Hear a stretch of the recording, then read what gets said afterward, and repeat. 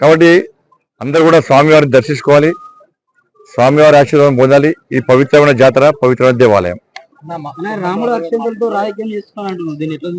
చేస్తున్న రాజకీయం చేస్తారు. రాముని నక్షింతలు చూసి ప్రజలు చూసిన స్పందన చూసి కొంతమంది ఓడలేకపోతున్నారు. అయోధ్యలో రాముడు జన్మించాలా స్పష్టం చేయాలి విమర్శిస్తారు.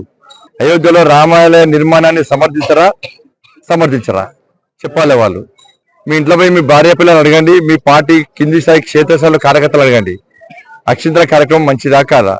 ఇది ఒక రాజకీయ పార్టీకి సంబంధించినటువంటి భారతీయ జనతా పార్టీకి సంబంధించిన కార్యక్రమం కాదు.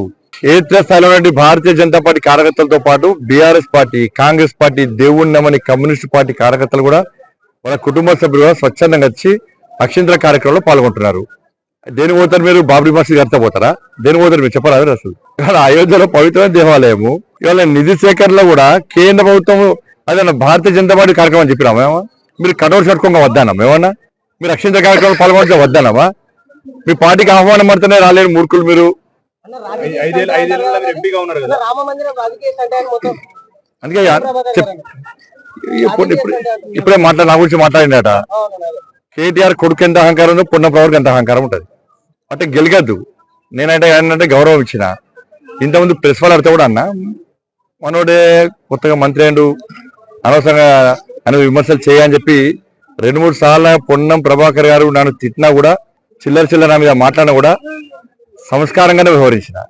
కానీ ఆయన మితిమీరిపోతున్నది. అసలు నువ్వేం చెప్పరాదు?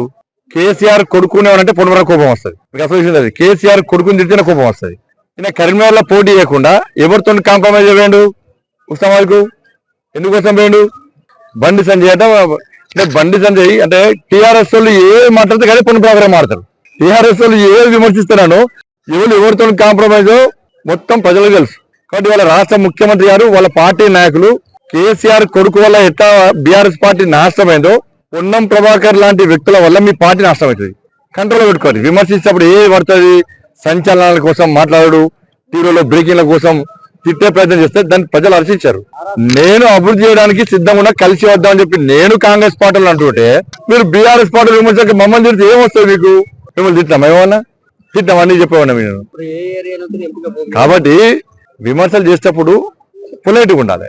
ఏ పడుతుంది మాట్లాడితే దాన్ని ప్రజలు హర్షించారు. దాన్ని నేను సంస్కారంగా ఇన్ని రోజులు మీడియా వాళ్ళు అడిగినా కూడా నేను ఎక్కడ మాట్లాడలే. మొన్ననే ప్రభుత్వం ఏర్పడ్డది.